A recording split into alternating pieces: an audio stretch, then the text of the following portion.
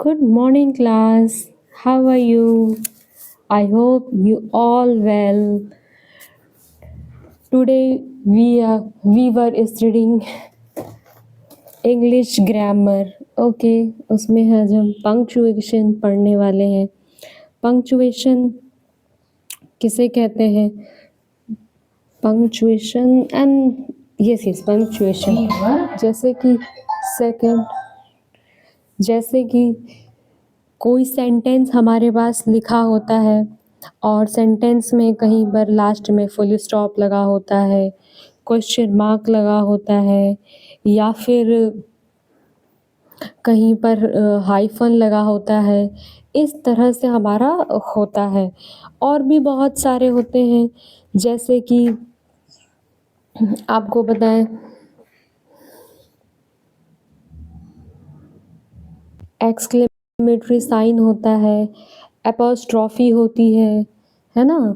इस तरह से हमारे कुल 6 प्रकार के 6 टाइप ऑफ पंक्चुएशन होते हैं. ठीक है, अब इनको यूज़ करने का जो तरीका है वो मैं आपको बताने जा रही हूँ. ठीक है, तो अब मैं पेज नंबर तो नहीं बता सकती बिकॉज ऑफ एक ही बुक से मैं पंक्चुएशन पढ़ा रही हूँ, सो दैट आप दोनों class second and third manage कीजिए. जो भी इस वीडियो में आपको पेज मिले उसे आप पॉज कीजिए.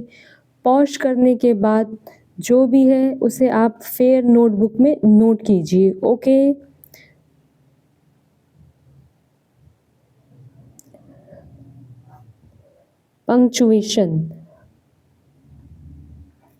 पंक्चुएशन क्या शो करता है हमको? रिदम बताता है, टोन बताता है, क्लैरिफाई करता है, मीनिंग बताता है, सेंटेंस बताता है. जैसे कि अगर हमें क्वेश्चन मार्क लगाना है तो हम किसी से पूछते हैं कहाँ गए थे, वाई आर यू लेट, तो इसके लास्ट में क्वेश्चन मार्क लगता है ना. तो इसी तरह से ये हमें टोन बताता है. अब जब किसी सेंटेंस की शुरुआत हम करते हैं, स्टार्ट करते हैं, तो पूरी लास्ट जब सेंटेंस हमारा लास्ट में फिनिश होता है तब सेंटेंस के अकॉर्डिंग हम उसमें पंक्चुएशन का यूज़ करते हैं. जैसा कि आपको फर्स्ट नंबर में दिख रहा होगा, पहला पंक्चुएशन हमारा है full stop. The full stop show the end of sentence. Full stop क्या दिखाता है कि अब सेंटेंस यहाँ से ख़त्म हो चुका है. And it is the signal for a long pause, और अब ये लॉन्ग पॉज की तरफ हमें इशारा करता है. It is use eight the end of the assertive, imperative and negative sentences. इसका यूज़ हम इम्परेटिव, असर्टिव, नेगेटिव सेंटेंसेस के साथ करते हैं. आप जहाँ से जानते हैं कि असर्टिव मतलब साधारण वाक्य है ना, इन्हीं सभी की बात हो रही है. फुल स्टॉप का यूज़ हम एब्रीविएशन शब्दों के लिए भी करते हैं. एब्रीविएशन वर्ड क्या होते हैं बेटा? एब्रीविएशन जैसे कि मान लीजिए एमएससी मास्टर ऑफ साइंस, इसका फुल फॉर्म क्या होता है? Master of science. तो अगर इसका master of science full form होता है तो इसको हम पूरा ना लिख करके एम लिखेंगे. जैसे कि आप इसमें नहीं लिखा हुआ है, एम लिखेंगे, कैपिटल एम, और एक फुल स्टॉप लगाएंगे नीचे, फिर उसके बाद एस और सी लिखेंगे. ठीक है, तो ये एब्रीविएशन बन जाएगा एमएससी. इसी तरह से इसमें बीए का दिया है. बीए का फुल फॉर्म होता है बैचलर ऑफ आर्ट, है ना. तो अब बीए का बैचलर ऑफ आर्ट इतना बड़ा लिखने से अच्छा है कि एब्रीविएशन कर लेते हैं इसका. बी के बाद फुल स्टॉप लगा देते हैं, ए के बाद फुल स्टॉप लगा देते हैं, है ना. एमएलए सुना है ना आपने, एमएलए, सीएम, पीएम, इस तरह से. अब जैसे कि किसी का नाम ही है, मान लीजिए बहुत बड़ा नाम है, आपने अपने स्कूल का नाम, जैसे कि HRM है, HRM अपने स्कूल का नाम, तो HR और M तीनों का कुछ ना कुछ फुल फॉर्म है है ना? एग्ज़ैक्टली तो मैं नहीं बता सकती, लेकिन हाँ, मैं कुछ बता सकती हूँ कि एच का मतलब हीरा लाल है, और MHR, आर का मतलब रमाबाई, और एम का मतलब महावीर है। तो इतना बड़ा नाम हम लिखने चले अगर, तो हमारा तो बोर्ड ही फ़िल हो जाएगा। तो हमने क्या किया, इसको छोटा कर दिया और लिख दिया HRM, है ना? तो इसे एब्रिविएशन वर्ड्स कहते हैं हम। तो ऐसे में भी हमको फुल स्टॉप की ज़रूरत पड़ती है, ठीक है? नेक्स्ट है हमारा कॉमा।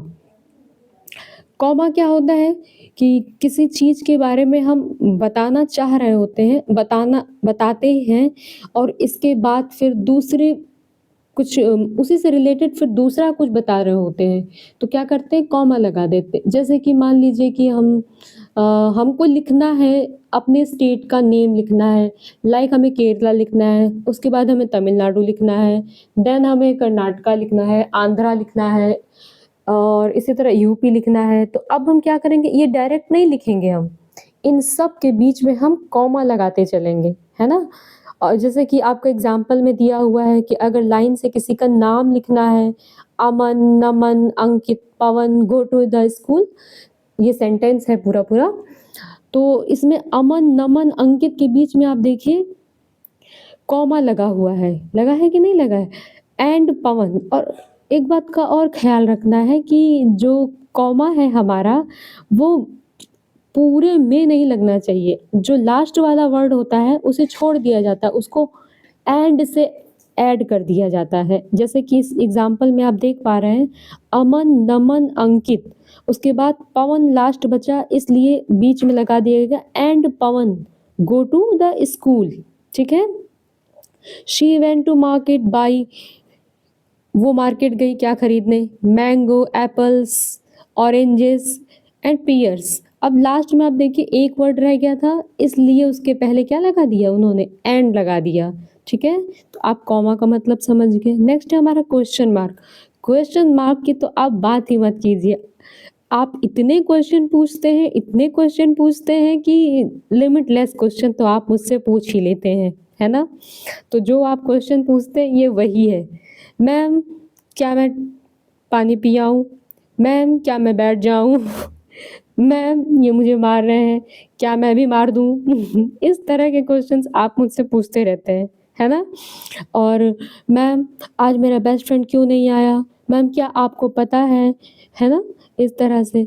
तो इस जो ये आप पूछते हैं ना, इसके लास्ट में एक क्वेश्चन मार्क का साइन लगता है, जो आपकी बुक में सॉरी जो इस पेज में आपको नज़र आ रहा होगा, किस तरह से वो शाइन बना हुआ है। हालाँकि आप जानते हैं, लेकिन फिर भी हम इसको पढ़ेंगे। नेक्स्ट है हमारा एक्सक्लेमेटरी साइन। एक्सक्लेमेटरी साइन क्या होता है? जब हमें कोई, जैसे कि क्या कहें, जैसे कि कोई चीज़ हमें अचानक से खुशी मिल जाए, है ना? और कोई चीज़ बहुत अच्छी लग जाए, या फिर या यही इन्हीं मतलब ऐसे वर्ड्स में, या बहुत दुःख हो जाए हमको, या बहुत खुशी मिल जाए, तो ऐसे में एक्सक्लेमेटरी साइन लगता है, ठीक है? जैसे कि आप बहुत खुश हैं, और अरे आपको याद होगा आपके स्कूल का टूर गया था, जब अभी जस्ट गया था टूर, 30 दिसंबर को टूर गया था हमारे स्कूल का। तो जब हम इमामबाड़ा में थे, तो हमारे ग्रुप से पहले एक ग्रुप था जो स्टेयर्स पे बैठा था, और उनके टीचर्स क्या बोल रहे थे, हिप हिप, तो बच्चे उनके क्या कह रहे थे, हुर्रे। याद आया आपको? तो वो अपनी खुशी जता रहे थे, बार बार वो यही वर्ड यूज़ कर रहे थे, hip hip hurray, hip hip hurray, बैठ करके कह रहे थे वो लोग। आपको याद होगा अगर आप टूर गए थे तो, है ना? तो उसमें अब उसमें क्या है, हुर्रे से पहले एक्सक्लेमेटरी का साइन लगेगा। सबसे पहले आप एक्सक्लेमेटरी का साइन देख लें, हालांकि आप जानते हैं, फिर भी आप एक बार देख लें कि वन एक लाइन होती है और नीचे डॉट होता है, वो एक्सक्लेमेटरी का शाइन होता है। और एग्जाम्पल्स अगर हम देखें, तो एग्जाम्पल्स में हम देख सकते हैं कि जैसे कि आप मम्मी अपने से बड़ों को प्रणाम करते हैं, नमस्ते करते हैं, तो वो आपको आशीर्वाद देते हैं, क्या कहते हैं, मे यू लिव लॉन्ग। आप बहुत दिनों तक आप जिए, है ना? तो ऐसे शब्दों के लास्ट में भी हम एक्सक्लेमेटरी का साइन लगाते हैं, ठीक है? जैसे कि कोई चीज़ आपको बहुत सुंदर लग गई, है ना? जैसे आपके एग्ज़ाम्पल में लिखा हुआ है व्हाट अ ब्यूटीफुल सीन, क्या दृश्य है। आपको याद है जब हम इमामबाड़ा के अंदर गए थे, तो इमामबाड़ा की बिल्डिंग को देख कर के हमारे मुँह से क्या निकला था? व्हाट अ ब्यूटीफुल सीन, क्या सीन है ये? क्या वाक़ई इतना अमेज़िंग हो सकता है? ऐसा था ना? बिल्कुल ऐसा लग रहा था कि हम यहाँ से जाएँ ही ना, ये इतनी अच्छी जगह थी हमारे लिए, बट हमें तो आना ही था।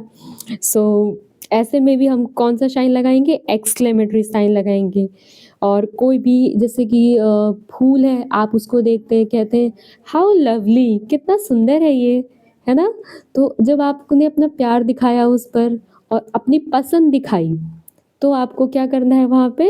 एक्सक्लेमेटरी लगाना है। कोई आपको दुःख है, जैसे कि मान लीजिए एग्ज़ाम हुआ, आप टेस्ट में आपके कम मार्क्स हैं, तो आपने कहा alas I I get low marks in my exams, तो अलास के बाद क्या होगा? एक्सक्लेमेटरी का साइन लगेगा। ये आप समझ गए? नेक्स्ट है हमारा एपॉस्ट्रोफ़ी। एपॉस्ट्रोफ़ी क्या होता है? एपॉस्ट्रोफ़ी जैसे कि कॉमा नीचे लगता है, इसी तरह से एपॉस्ट्रोफ़ी ऊपर लगता है, ठीक है? और एपॉस्ट्रोफ़ी अक्सर हम लगाते हैं पॉसेसिव नाउन के लिए। पॉसेसिव मतलब अधिकार के लिए, है ना? कि ये मेरा पेन है, तो ये मेरा पेन है, it's my pen.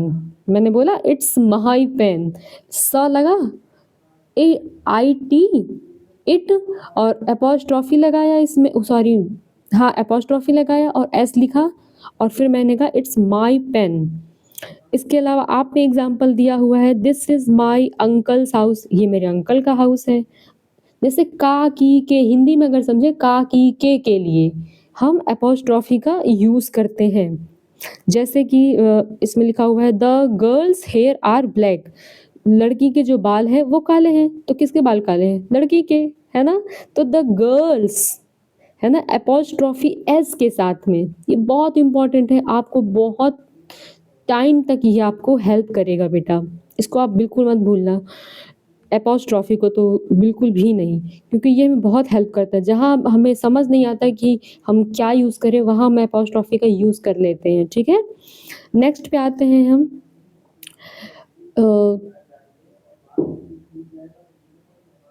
Okay. Apostrophe are also used where letters are missing out. That example can't is a short of cannot, ये मैंने आपको समझा दिया। नेक्स्ट हमारा है कैपिटल लेटर्स।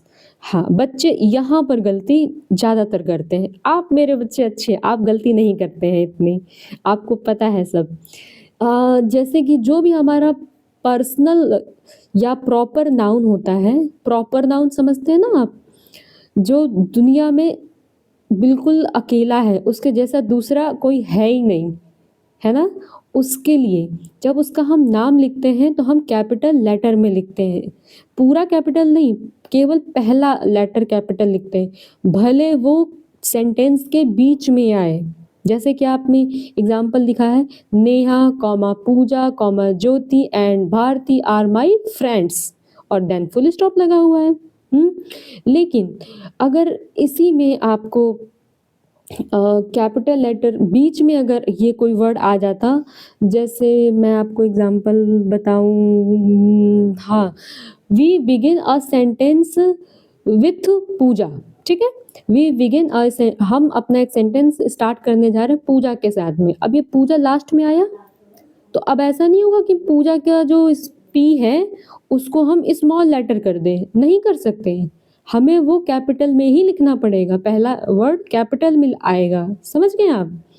तो आप कैपिटल लेटर का यूज़ भी समझ गए हैं, आई होप।